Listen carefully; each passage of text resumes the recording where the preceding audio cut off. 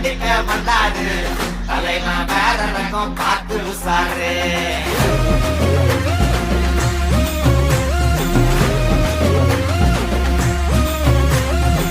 மொகர வீங்கிக்குமே side வாங்கிக்குமே வரவன் மூணு வந்து தலைய சுத்தி ஆடிக்குமே கை கால் மாறிக்குமே உசுறு மாறிக்குமே எமனை பார்த்து வர ஏனிப்படி